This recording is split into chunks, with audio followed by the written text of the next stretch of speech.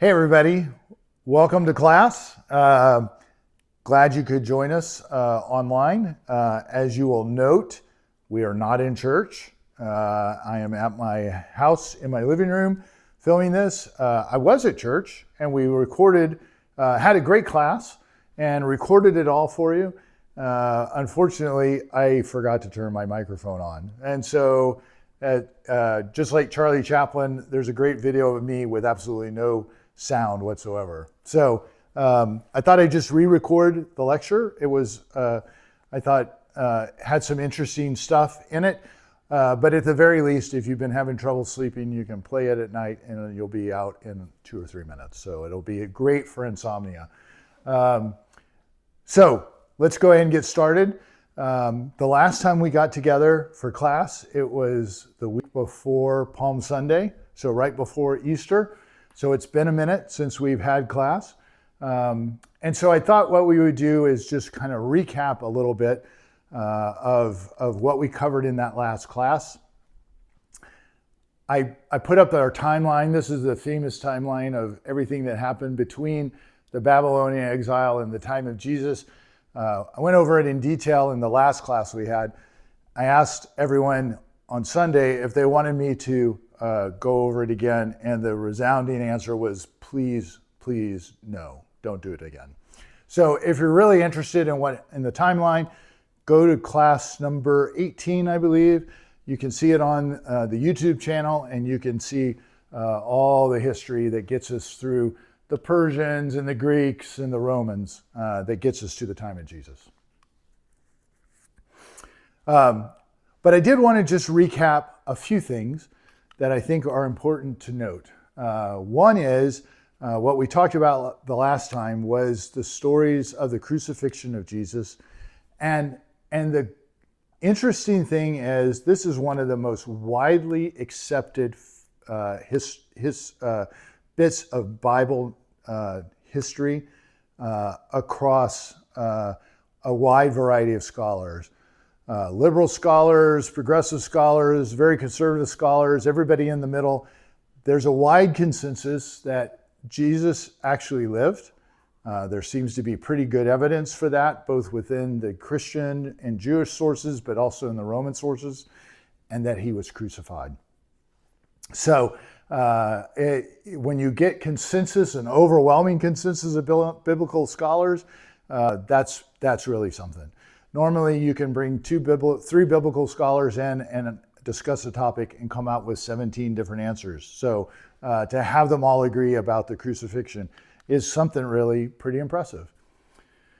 We also talked about the week before, or the last week we met, was Pontius Pilate, one of the main characters in the biblical stories of Jesus' crucifixion.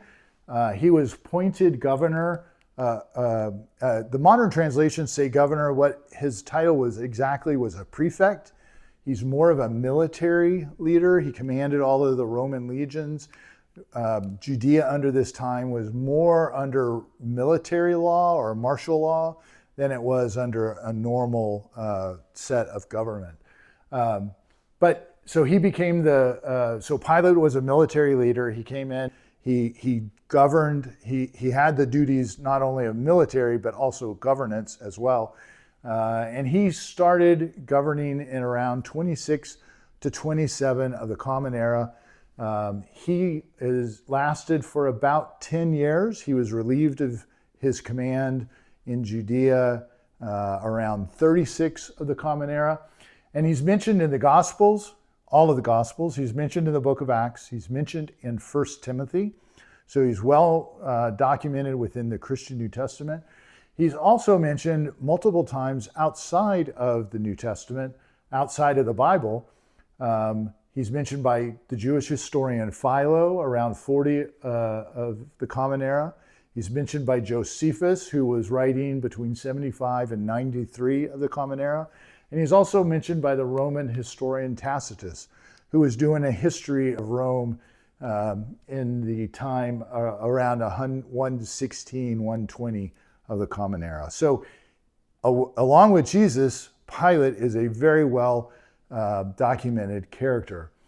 The the thing that Pilate has that Jesus doesn't is Pilate has some archaeological evidence. There is no archaeological evidence of Jesus, but for Pontius Pilate, this young lady, she was a famous Italian archaeologist, Maria Teresa Fortuna Canavet, and she was excavating in the early 1960s in Caesarea Maritima. That's an ancient city. It was a Roman city right on the port of the Mediterranean, built by Rome, and a very Greek city. And she discovered, it's very near the city, the modern day city of Tel Aviv. And she discovered a block of limestone at Caesarea Maritima. They were excavating a Roman amphitheater. And this block was dated to the 1st century. And on the block is the term Pontius Pilatus Prefectus Judea. So Pontius Pilate, prefect of Judea. And most scholars think that this was, kind of like a cornerstone, that this amphitheater was built during the time of Pilate and during the time that Pilate was the governor. And so his name went on to the founding block and inscription that it was built under his tenure. And here's a photo of her finding the stone, and the stone as it's displayed in the Israeli Museum. So that was pretty cool. The other thing, so the other part that was really interesting, or that we talked about the week before, when we last met, was when Jesus was crucified. And if you remember our discussions, Jesus was crucified in Matthew, Mark, and Luke. Jesus was crucified on the day of Passover. So Good Friday, what we call today Good Friday, was actually the Passover in those gospel accounts. And remember that, and so in the story, at sundown on Thursday, in the Jewish calendar, days begin at sundown the evening before. So what we call Thursday night would actually be the Friday night for if you were Jewish. So Jesus sat down with his disciples and had the Last Supper, and those Gospels are very clear that Last Supper was a Passover meal. So, and then after the meal, he goes out to pray. He goes out to the mount. He gets arrested. He gets tried by Herod. He gets tried by, not by Herod. He gets tried by Caiaphas, and then he's sent over to Pilate. And then in the next morning, Jesus is crucified. So, if you're really into this sort of thing, you can get on your computer and do some Googling and fire up your Google machine, and you can find out the days because the Passover is set on a lunar calendar. You can calculate when Passover occurred during the 1st century. Excuse me. And what's super interesting about this is we know that Pilate was prefect of Judea around 26 to 27, and he left around 36. So we have the range of time that Pilate was the prefect in Judea.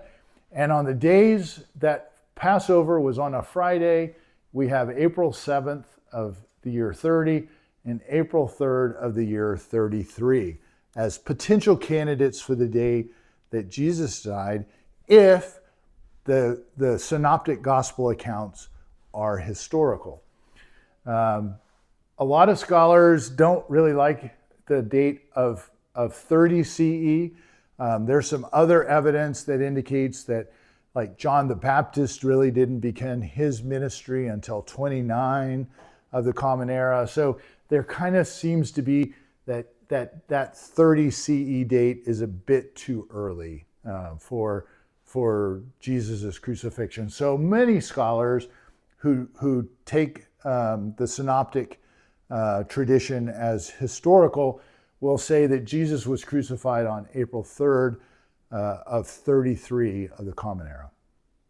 Now, just to be clear, The Gospel of John changes the timeline, or at least presents an alternative timeline. And in that timeline, Jesus does not have the Last Supper and is crucified on the day of Passover. He has the Last Supper and is crucified on the day of preparation, which is the day before Passover. And this is the day that everyone brings their lambs and their sacrifices to the temple, and the lambs are sacrificed in the temple. And what most scholars think is John is trying to drive home the theological point that Jesus is the Passover lamb. Jesus is the sacrificial lamb. He's the living, the human form of that. And so if you follow John's chronology, then Passover would have not fallen on a Friday, but on a Saturday, and that puts you in the year 29 of the Common Era.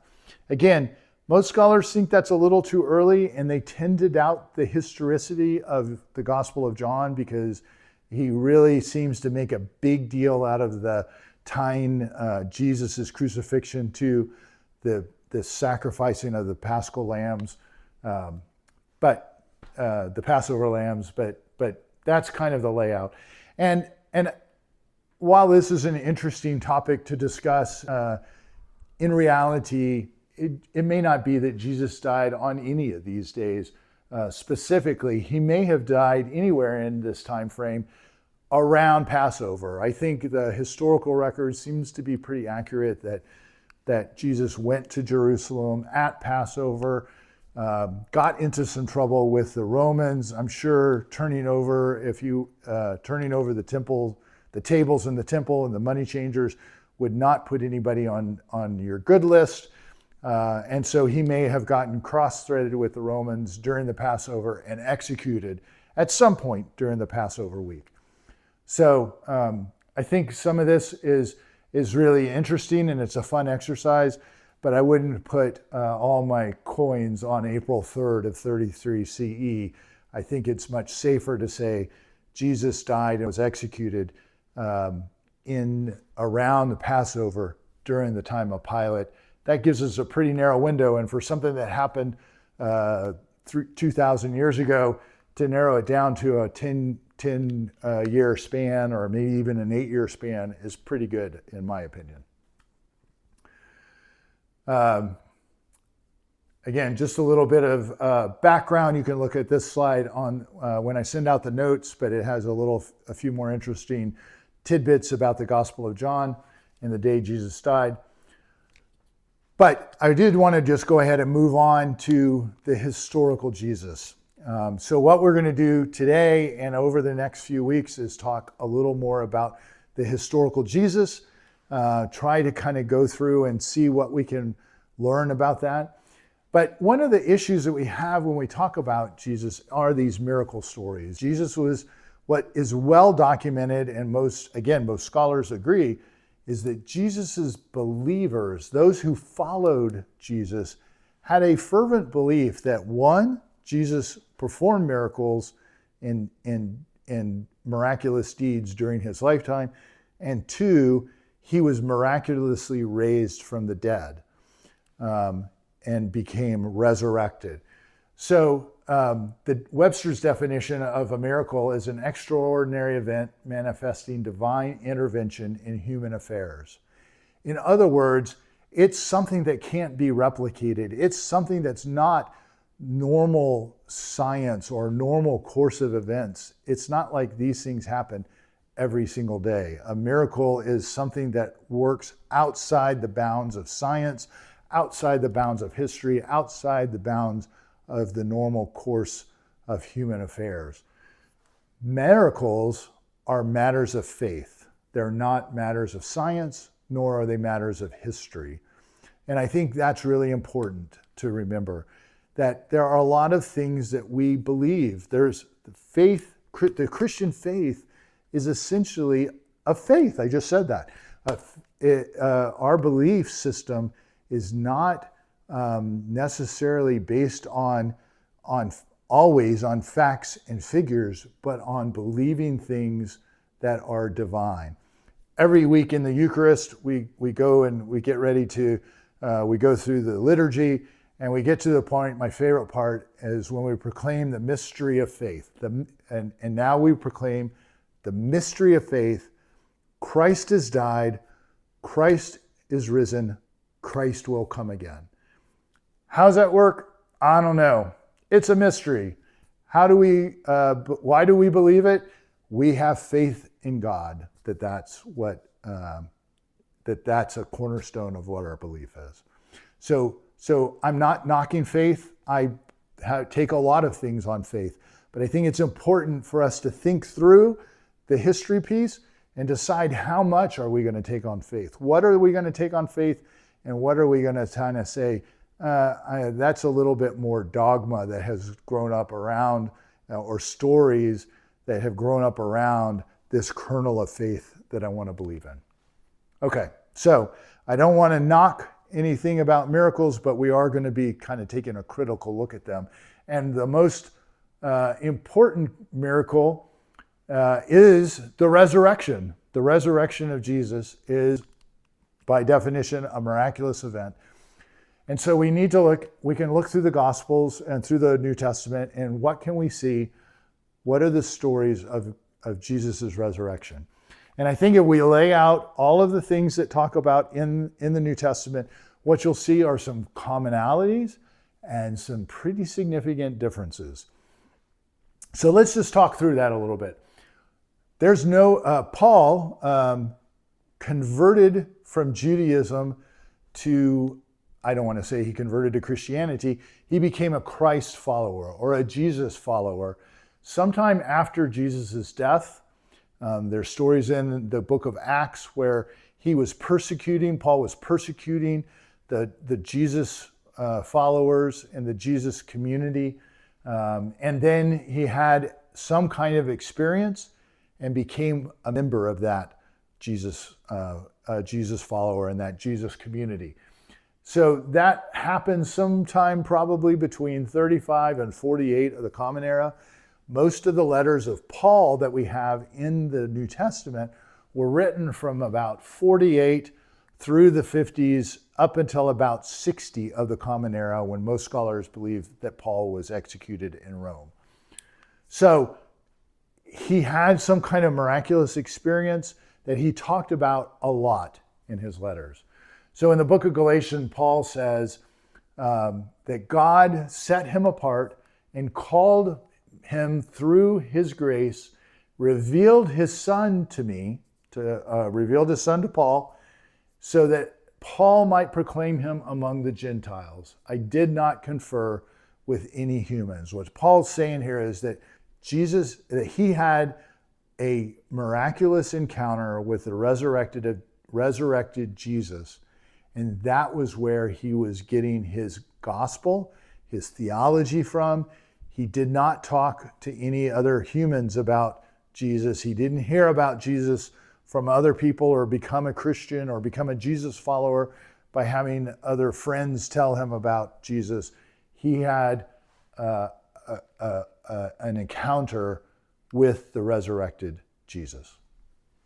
In 1 Corinthians 9, Paul says, "Am I not an apostle? Have I not seen Jesus our Lord?" Paul was constantly having to defend himself as an apostle because he never actually met Jesus. There's no evidence that he met Jesus or interacted with Jesus while Jesus was a human being before his crucifixion. So how could he become an apostle? And he's saying, I'm an apostle because I met the resurrected Jesus. And then finally in 1 Corinthians 15, Paul says, "As to one untimely born, Christ also appeared to me." So these are appearances of resurrected Jesus. This is pretty much all Paul says about this, but his constant refrain through his letters is Christ crucified, Christ resurrected. That's the central tenet of his gospel that he is spreading, is that Christ was crucified and then resurrected. And that becomes the foundation for Paul of his belief in what God was doing here in mankind. The story, if you remember back to Sunday school or gospel readings, there's the whole story of Paul on the road to Damascus, and he sees a blinding light and a voice from the heavens say, "Why are you persecuting me?" And then suddenly Paul's eyes are blinded, and he has to find his way to the nearby town. And eventually the scales fall from Paul's eyes, and he becomes a believer in the resurrected Jesus. That all is only in Acts. Paul never has any kind of discussion about that in his letters. So there's only one source for that, and that's in the book of Acts. So just a little bit of difference between what we read in Acts and what Paul recounts. They're not necessarily incompatible, but they seem to be a little different. Okay, so the next thing that we have, the earliest writings we have are from the Apostle Paul. The next earliest writing we have is the Gospel of Mark. And the Gospel of Mark was written sometime between 65 and 75 of the Common Era, about 30-ish years after Jesus was executed, 30 to 40 maybe. And so let's just go through what the Gospel of Mark story is regarding the resurrection. So after the Sabbath, Sunday morning, Mary Magdalene, Mary the mother of Jesus, and Salome go to the tomb with spices to anoint Jesus' body. If you remember in the gospel, all the gospel accounts, after Jesus is crucified, his followers ask the Romans to take him down from the cross so that he won't be left hanging on the Passover or on the Sabbath day, which is Saturday. And that was not common for Romans. Rome, typically when they executed, they saved crucifixion for seditionists, for those convicted of treason, from those who were trying to usurp or work against the Roman Empire. And if you remember the crucifixion story, I think it's in Matthew, Pilate has a sign put above Jesus' head on the cross and said, "Jesus of Nazareth, King of the Jews." And that's the crime that Jesus was being crucified for, claiming to be King of the Jews. And you can't have a king of the Jews when Pilate is the prefect of Judea and the emperor rules the Roman Empire. To be the king of the Jews means you're working against the empire, and that was why Jesus was crucified. Normally they would leave those bodies up as warnings, kind of like how in the 1800s in the United States and in England, when they would catch pirates, they would hang pirates, and they would leave their bodies hanging out on the docks, on the ports when ships came in, as a warning to not engage in piracy. Same kind of mindset here. So the fact that the stories say that Jesus was taken down and buried in a tomb was somewhat anomalous to how Romans normally did crucifixion, because they would normally just leave them up there as a warning for people coming into a city to not cross the Roman Empire. All right, so putting that aside, so the women go to Jesus' tomb. They arrive before sunrise, and when they get there, the stone that covers the tomb is rolled away, and the tomb is open. So they walk inside, and they find a young man dressed in white sitting in the tomb, and that young man tells them that Jesus had been raised. The gospel doesn't say that it was an angel. Typically, that is what the story has become.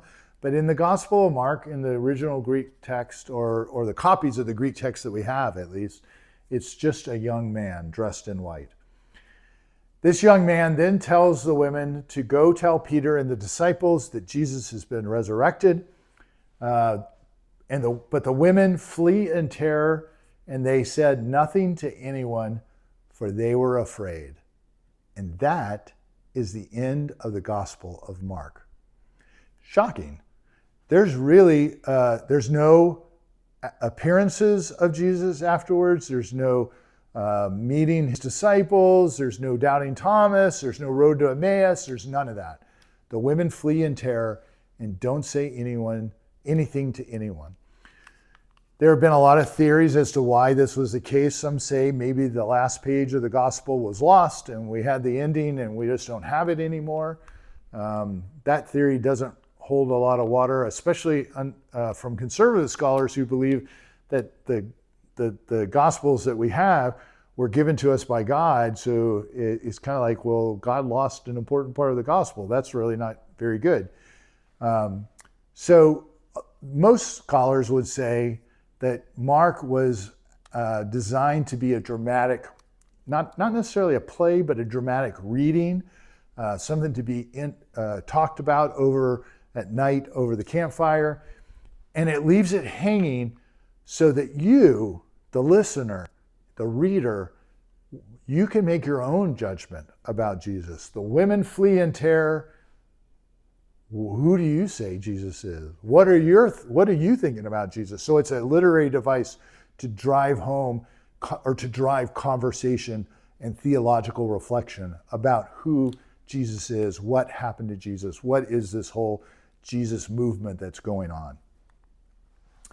on. Suffice it to say that many of the early scribes who were copying these texts and the early Jesus followers and then Christians as they became more organized didn't like this ending, and they were a bit frustrated with it.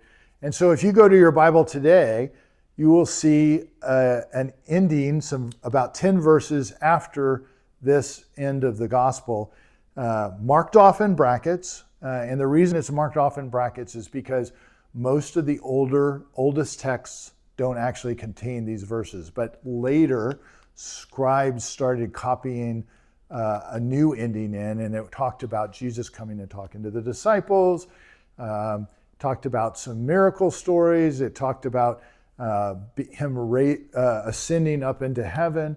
It talks about his followers doing amazing things, healing people, handling poisonous snakes, drinking poison drinks and not dying.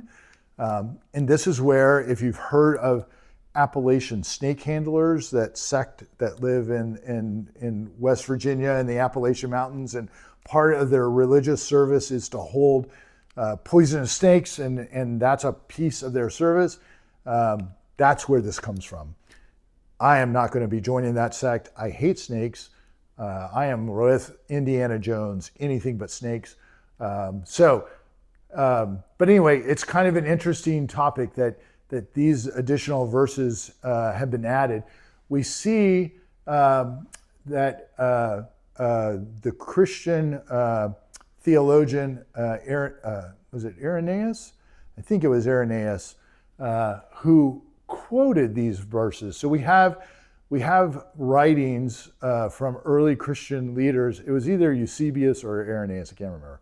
Anyway, early Christian writers and church fathers who around 190 of the Common Era were quoting these ending verses. So they were showing up around then. We don't actually have those endings. The oldest document we have of the Gospel of Mark that's complete dates to about 340 of the Common Era, and it does not have this ending in it, so it shows up later. So you can see there's a lot of instability in the text. The texts are constantly getting copied and revised, and some copies have these extra endings, other copies don't. It's somewhere in the time frame between the original writing of Mark and the year 190 when Irenaeus quotes it, or the church fathers start quoting it, that this gospel, that the scribes had added this ending to the gospel. At least that's the theory. Okay, and don't quote me on Irenaeus because I can't remember off the top of my head. I think it was him, but that'll be a good research assignment. We'll have that on the final exam, so you can answer that question on the final exam. Okay, so let's move on to the Gospel of Matthew. The Gospel of Matthew and Luke were the next Gospels to be written. They were written around the same time, about 80 to 90 of the Common Era. And in the Gospel of Matthew, when Jesus dies, the curtain of the temple was torn in two, the earth shook, the rocks were split, the tombs also were opened, and many bodies of the saints who had fallen asleep were raised. After his resurrection, they came out of the tombs, entered the holy city, and appeared to many. What? I never heard that in Bible school. This is a weird verse that's only in the Gospel of Matthew that basically says that when Jesus died and was resurrected, a bunch of other people were resurrected and they were wandering around. It was like zombie apocalypse, I guess, in Jerusalem, wandering around Jerusalem and appeared to many. Nobody else, no other Gospels mention this. It's just a little quirky thing in the Gospel of Matthew. Kind of interesting. We go on, they take down Jesus' body, but the Jews come to Pilate and they're like, dude, somebody's going to try to steal his body. He kept talking about how he was going to be raised again on the third day, and we want to make sure there's none of that. So they put the tomb, and Pilate posts 2 Roman centurions to guard the tomb. And so then after the Sabbath, Mary Magdalene and the other Mary go to the tomb. Salome doesn't come this time. It's just the 2 Marys. And when they get to the tomb, they find that the tomb is closed up and the 2 centurions are guarding it, and they won't let them pass. And suddenly an angel descends from heaven, causes an earthquake, and rolls the stone away. And the centurions are shocked and terrified, and they become like become like dead people. They can't move. They're so terrified and shocked that they can't do anything. And then the angel tells the women that Jesus has been raised and that they should go tell the disciples. And so the women leave to go to tell the disciples, but before they can get back to where they're staying in Jerusalem, where the disciples are, Jesus appears to them and he tells them, hey, go tell the disciples that I've been raised, and tell them to go and meet me in Galilee, because I want to see them in Galilee. So they all head up to Galilee, and when they get to Galilee, Jesus meets them up on a mountain in the Galilee. He delivers to them the Great Commission, which is to go forth into the world and make disciples of all men in my name. That's the end. Interesting. Kind of different. Same basic story. The tomb is empty. Jesus is raised. But here, the women go and tell, the women actually meet Jesus after they find the empty tomb. Jesus goes up to the Galilee. There's no interaction with anybody in Jerusalem. It all happens up in Galilee. So let's take a look at what Luke, which is semi-contemporaneous with Matthew, but written to a different community. Let's see what Luke has to say. So Luke says that after the Sabbath, quote unquote, the women go to the tomb. He doesn't list out who the women are. So they go to the tomb at early dawn and they find the stone rolled away. When they get there, the stone is rolled away and the tomb is empty. Nobody's there. They look around and everything's empty. Suddenly, 2 men in dazzling clothes, not white, dazzling clothes, so sparkly, shiny, appear beside them, and the women were terrified. And the men ask, why do you seek the living among the dead? Very famous quote in the Bible. And so now Luke names the women, Mary Magdalene, Joanna, and Mary, the mother of James, who AKA is also the mother of Jesus, because James and Jesus are brothers. It's mentioned a couple of times in the Gospels, and also in the letters of Paul. And the other women all go to share the news with the disciples. Peter is so excited to hear this, he jumps up, he runs to the tomb, and he finds that the tomb is empty. Later that day, some of Jesus' disciples are walking down to the little village of Emmaus. They're heading out of Jerusalem, and they're talking about everything that had happened in Jerusalem. And they meet this stranger on the road, to Emmaus, is like, hey, what's going on? And what are you guys talking about? And they're like, where have you been? Haven't you heard about what happened to Jesus in Jerusalem and that he was resurrected? And the stranger starts telling them all these things and telling them all about how all the scriptures all work together, and that this is all the culmination of the Hebrew scriptures. And the men are amazed, and they get to their house in Emmaus where they're staying, and they invite them in to have dinner. And so they all sit down to dinner, and the stranger takes the loaf of bread and breaks it open and blesses it just like Jesus. And suddenly their eyes are open and they realize that this is not just some stranger, but that this is actually the resurrected Jesus who they've been talking to this whole day. And just as they realize that, Jesus disappears. Later, a few other times, another time, after his resurrection, Jesus appears to the disciples inside of a room. He shows them his hands and his feet where the nails went in and the holes, and then he sits down and he eats dinner with them. This is not, the resurrected Jesus is not a spirit. It's not a ghost. It's not like a Christmas Carol with ghosts or kind of ethereal images. The resurrected Jesus is a real human being with flesh and bones and blood, and he's hungry and he needs to eat. Jesus then leads the disciples out to Bethany, a small village outside of Jerusalem. And when they get there, he blesses them, and he is then carried up into heaven. Carried up into heaven? What do you mean carried up into heaven? Now, this is a slide. Terry, over the past few weeks with the Artemis II mission to the moon, she has been showing me all these pictures. She follows all the astronauts on Instagram, and amazing, amazing pictures coming from this space journey back to the moon. And I think this one of the Earthrise, they got to see an Earth eclipse. We've heard of lunar eclipses and solar eclipses. This is an Earth eclipse where the Earth is moving through the shadow between the moon and the sun. Amazing. But when we read this story, he's carried up into heaven. What does that mean? When in this time of space travel and our understanding of the solar system and the galaxies and the universe, I mean, as much as we don't know, we know so much more from the astronomy and from the space missions that have gone out.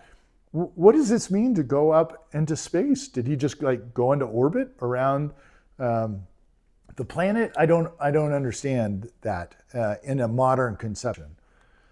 But if we think about it in an ancient cosmological conception, it made perfect sense, because to the ancient mind, the Earth was like an inverted snow globe, where it was dry on the inside and wet all around. And so the bottom of the snow globe here was the Earth, and there was some water, which were the seas. And then there was a dome or a firmament that was basically a dome. If you've ever seen The Truman Show, the movie The Truman Show with Jim Carrey, great, great movie. It's kind of the same thing. It's a story about this guy's life, and he's living in this giant dome. He doesn't know that he's just a character in a TV show. He's living his life. That's what he thinks is the real world. But everybody else around him are actors, and he basically he's living in this giant dome. And that was the ancient conception of the world. And then in the dome, in the firmament, was where the stars were, was where the moon and the sun came, and they just kind of traversed across this dome so that we could see the light and we would see the moon. And then above that was the heavens. That was where God lived. That was where the universe was. They didn't have this idea of an infinite universe or galaxies or solar systems or any other thing like that. The stars were gods that were kind of lower level gods that were there in the firmament.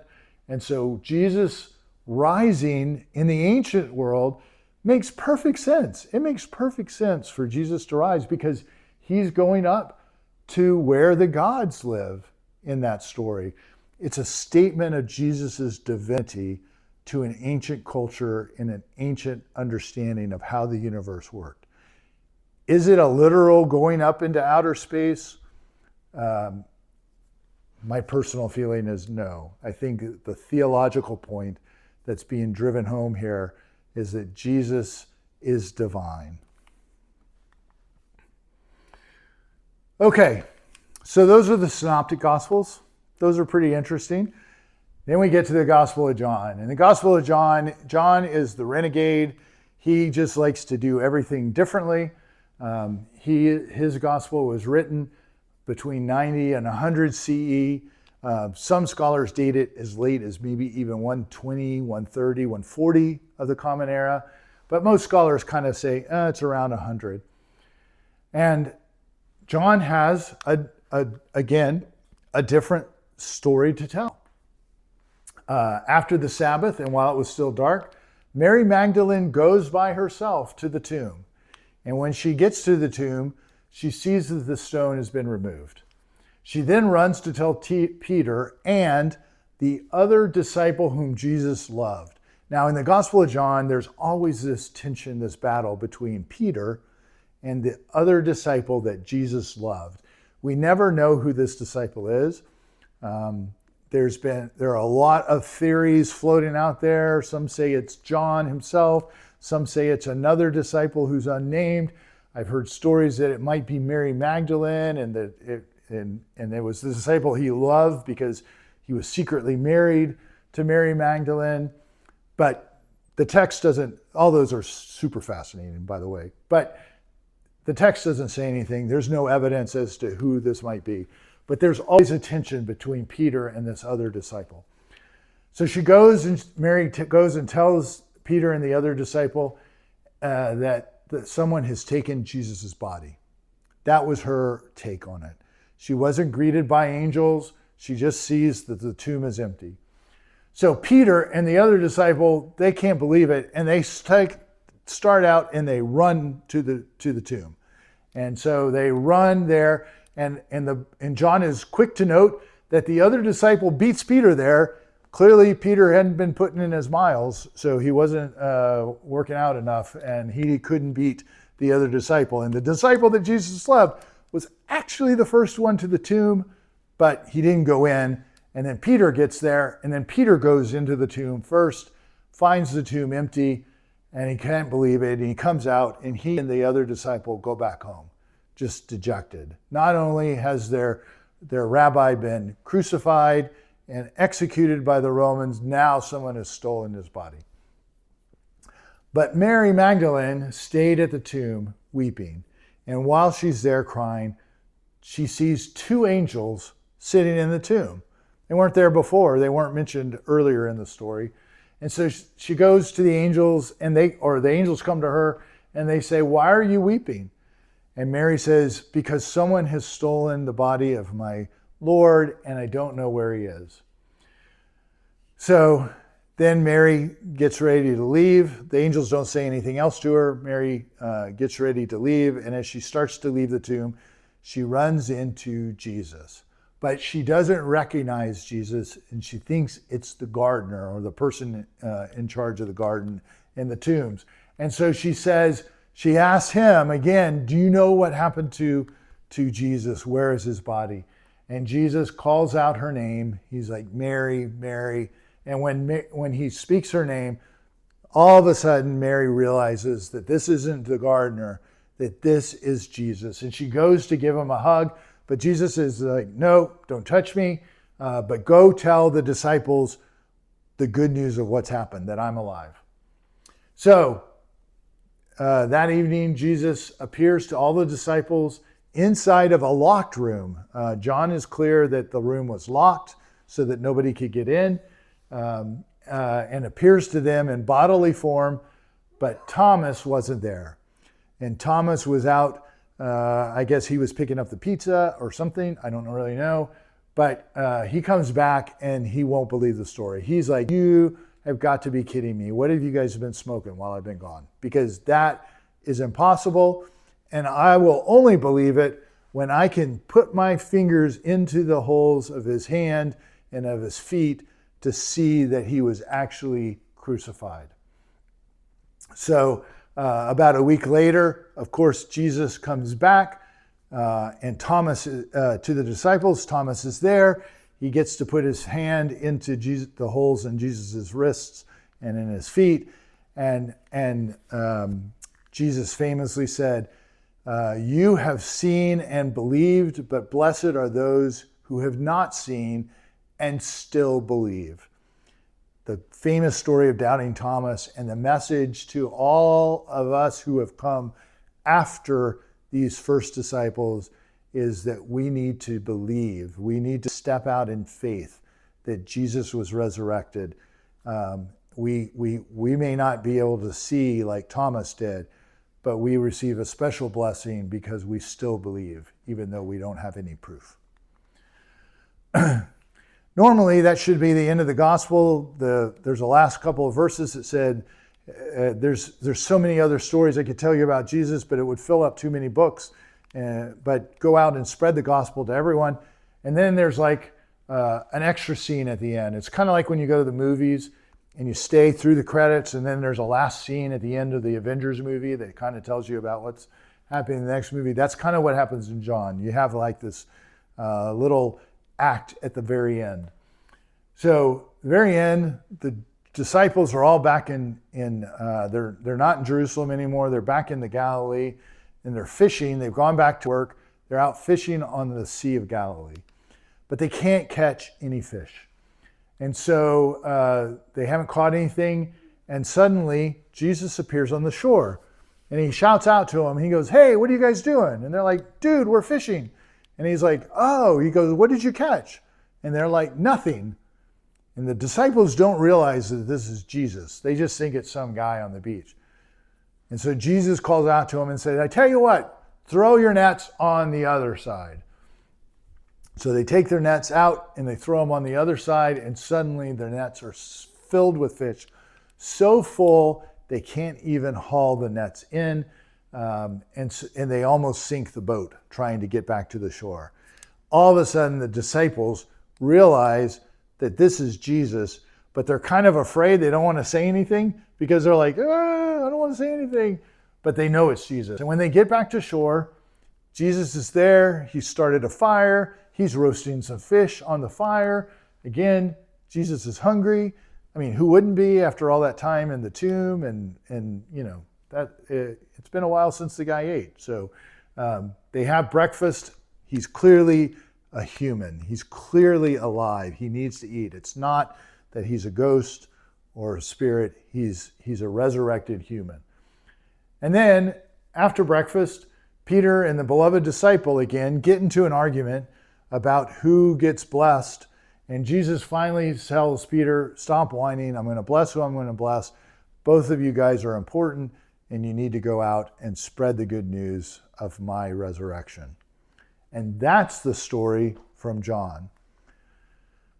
So, what did we learn from all of that? Well, there is a basic story that is consistent throughout all of the Gospels. One, the women are the ones who go to the tomb after the Sabbath. And I think that's really important. In a time when women were basically considered to be property, if you weren't married or living with your father, you had no rights whatsoever, no opportunity for survival. But Jesus attracted a lot of women into his ministry, and we'll cover some of that in the coming weeks. But he was known to have many women who followed him. Again, a gospel of liberation, kind of like, hearkening back to the Exodus story. It brings in people who are oppressed and who don't have rights. Suddenly there's this gospel of liberation and of being able to interact with God on a personal level. The women are the ones who find the tomb empty, and in every one of the stories, the women are the first to hear that Jesus has been resurrected. I think there's really some significance to that. And then in most, but not all, Jesus appears, not Mark, but the rest of the Gospels, Jesus appears to the disciples, showing them that he was resurrected in a bodily form. interesting to compare that back to Paul, because while Paul had an encounter with a resurrected Jesus, he never says that Jesus actually had a human body. It's more when you read his recounting and the story in Acts, it's much more of a vision kind of thing than a bodily resurrection that gets described in the gospel stories. But there were some significant differences. Who went to the tomb? There depends on which gospel you read. Was the stone rolled away when they got there? It depends on which gospel you read. How many men/angels are present to announce Jesus' resurrection? It depends on which gospel you read. Were other people resurrected or not? If you read Matthew, there were a lot of other people who got resurrected, not mentioned anywhere in the other gospels. Who did the women tell about their experiences? It depends upon which gospel you read. Did Jesus appear to his disciples? Depends on which gospel. And then if he did, when and where did he appear to them? Did he appear to them in Jerusalem? Did he appear to them in Galilee? Did he appear to them in both places? It depends upon which gospel you read. So, whoa, that was crazy. So, I'm not saying that all of these stories of resurrection are true. I'm not saying that they need to combine into one story. They clearly don't fit into one story. There's clearly contradictory words between them. But the basic premise of the story is consistent, which is Jesus was raised, and the people who found out first were the women, and that they went and shared that message with others, and then those people shared that message, and this Jesus movement, this Jesus following spread throughout Judea, and it started spreading out into the Roman Empire. And I think that's the big picture. So that's our story of the resurrection. What I want to do in the little bit of time that we have left is talk a little bit more about the historical Jesus and just kind of get you primed for a little bit of where does this come from. The New Testament was written completely in Greek. All of the New Testament books that we have, all of the copies we have, are all written in Greek.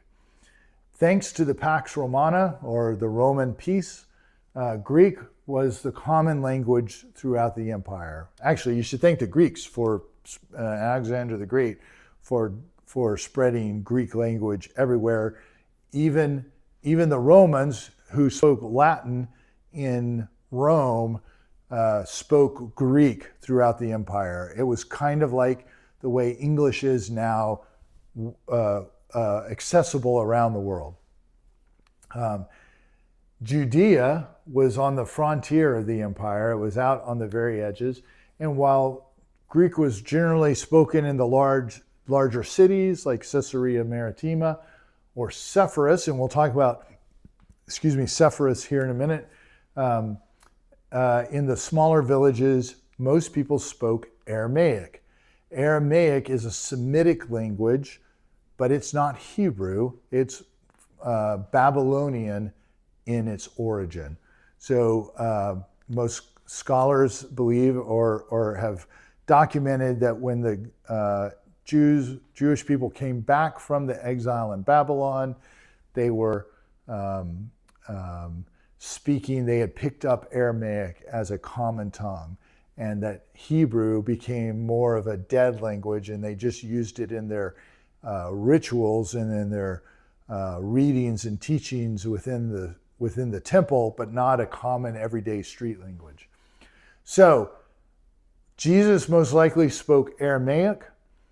The Gospels got written down in Greek, and they have been translated to us from Greek into English, and depends upon which version you read, how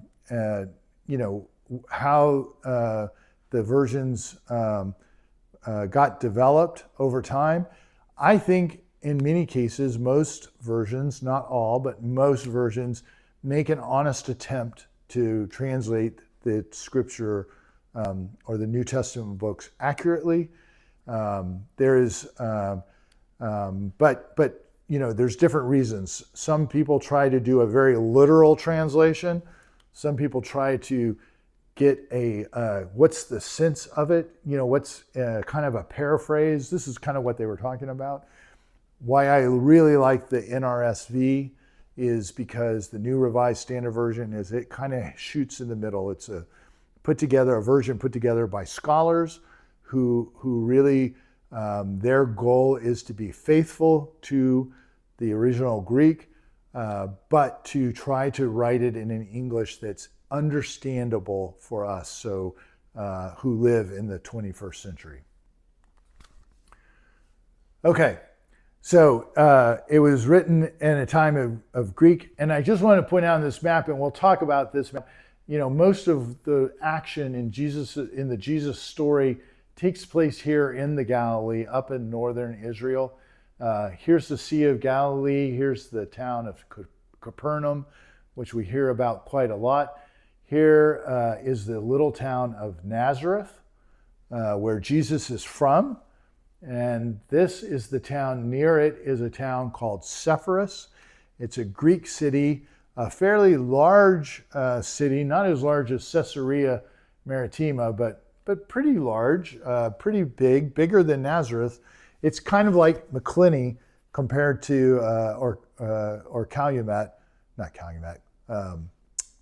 It's the town just to the north. Well, we'll stick with McClinney because that's good enough. McClinney compared to Jacksonville. A small town right outside a much bigger city. So there was probably, while Jesus lived in this kind of small backwater town, he likely had opportunities to be educated, opportunities to work, opportunities to learn Greek and Aramaic, and speaking different languages and talking to people from around the Roman Empire in the city of Sepphoris. And then, of course, as you move south from Nazareth, you eventually get down to Jerusalem, and here's, Bethlehem, Bethany, Emmaus is all down in this area here near the Dead Sea. Okay, so let's talk a little bit about the manuscripts that we base our New Testament on. When we talk about the oldest manuscripts out there, and let's talk about a time frame from if Jesus was born around, most scholars say Jesus was born around 3 to 4 before the Common Era, and he lived till about 30 to 35 of the Common Era. So there's a 30 to 40 year window there of Jesus's life. The earliest manuscripts we have date to 100 of the Common Era. So 65 years after Jesus died, that's the earliest copy we have. And this little scrap of Papyri 90 is all that we have of that older manuscript. So you can see there's a little bit of John 18 and 19 on the front and the back of this piece of papyri. It's not a lot. I mean, I'm turning 62 this year, so this manuscript, it's longer than I've been alive, is the time when Jesus died to when this papyri matches up. A lot of things, if you think about your life, a lot of stuff happens in 60 or 70 years. Stories change, things get embellished, memories aren't as sharp, you can't remember names like you used to.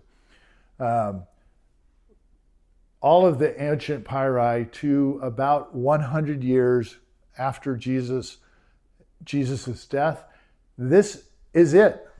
This is all we have. A few verses from John, a few verses from Matthew, 2 or 3 different places. Matthew seemed to be a much more popular gospel back in the day. And even today, a lot of people like the Gospel of Matthew the best. Again, some more Papyri 52, some more verses from John, Papyri 98, a few verses from Revelation, and Papyri 137, a few verses from Mark.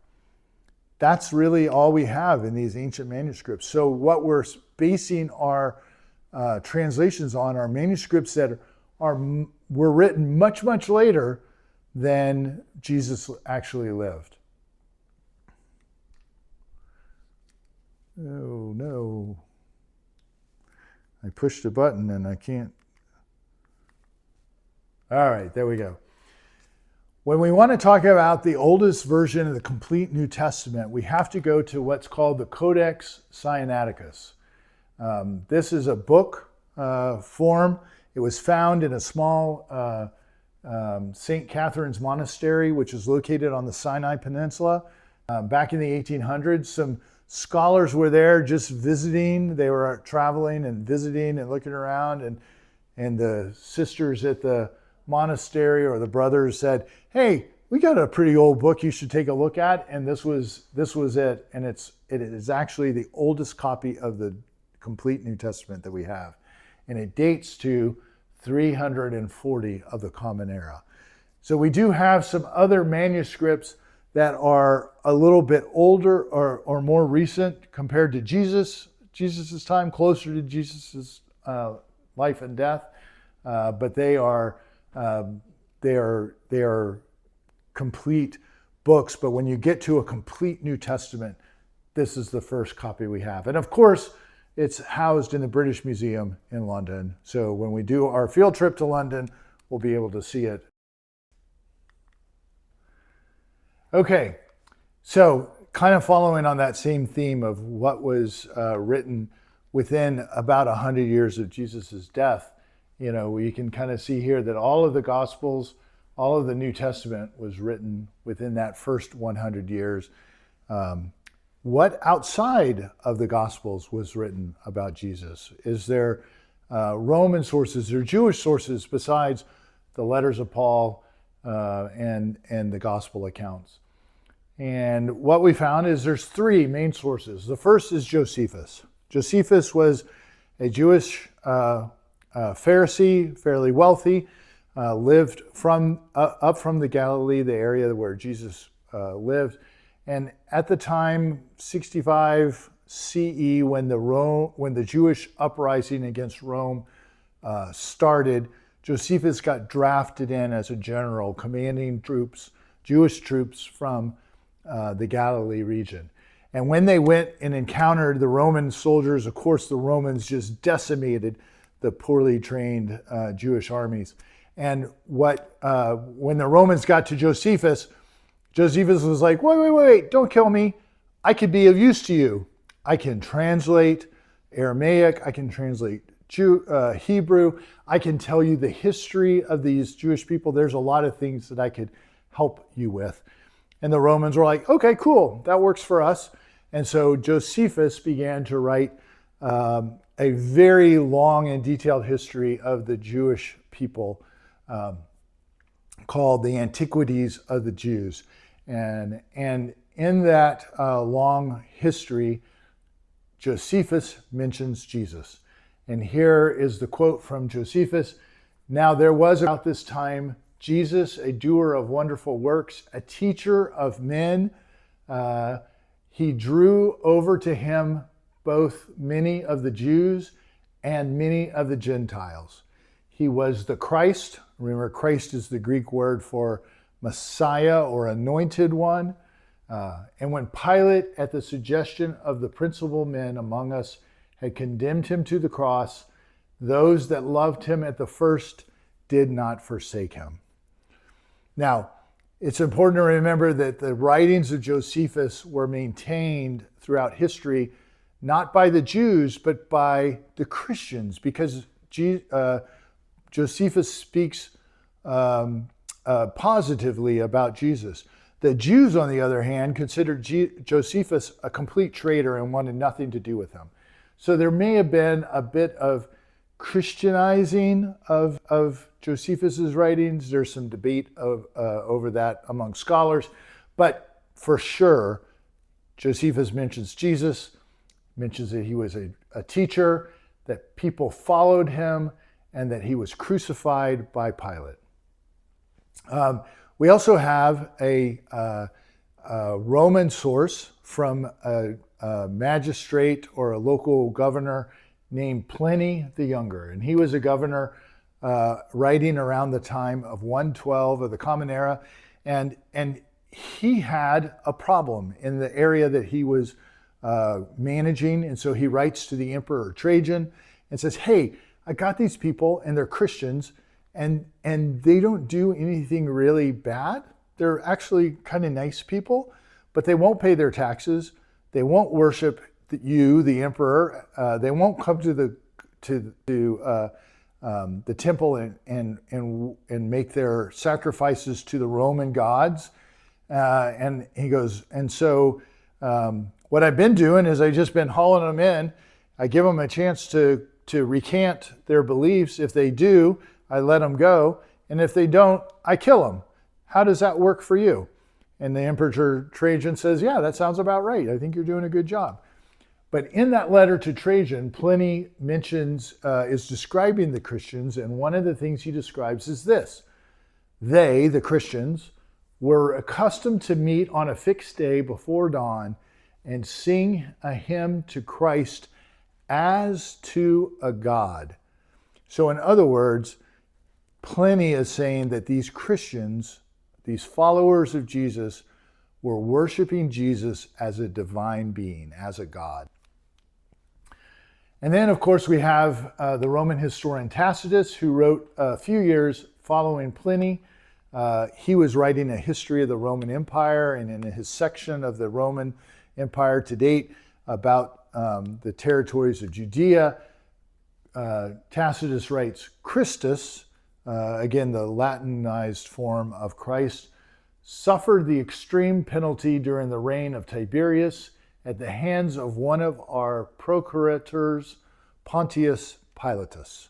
So Tacitus confirms that Jesus was executed by Pontius Pilate. And other than that, that is all that we have from outside sources. So if we're looking for a lot of historical documentation of Jesus and what the historical Jesus actually was like, we don't have very much. And outside of the Gospels, other than the Gospels, we have some statements from Paul, some statements from Josephus, some statements from Pliny, and a statement from Tacitus. And that is really it. So if we combine all that, it fits on 2 slides. And so let me run it through for you real quick. Jesus was born of a woman. In other words, Jesus was human. Jesus was Jewish. I think everybody kind of agrees on that. He was known as a teacher and a rabbi. He had followers during his lifetime, and some of those followers were Peter, James, and John. Jesus also had brothers, several brothers, but one of those brothers was named James, who became the leader of the Jerusalem church after Jesus' death. Jesus instituted the Lord's Supper. In other words, Jesus implemented what we still follow today as the Eucharist. It's a ritual and a symbolic act that goes back to Jesus himself. Jesus was betrayed, according to Paul. Jesus was tried and condemned to death by Pontius Pilate. Jesus was executed via crucifixion by the Romans. And after his death, his followers believed that Jesus had been raised from the dead. And also after his death, Jesus' followers remained faithful to him, and they worshiped Jesus as a divine being, or as a God, or if you're Jewish, worshipped as God. And that is basically all we know about Jesus. And if the Gospels had never been written or hadn't survived, this would be all that we know about the earthly human Jesus. He wasn't written about in other sources. Paul spends much more time talking about Jesus' crucifixion and resurrection and what that means, then recounting some stories of Jesus' life. So what we're going to do in next week is turn to the Gospels and start looking at the Gospels to try to tie together and see if we can kind of tease out of the Gospels, which are all theological documents, and tease out of there some historical facts and maybe a little bit of historicity about Jesus in the time that he lived, in the context in which he lived. Okay, so that's it. Thank you guys so much for being faithful, for watching the videos, for coming to class. You all are great.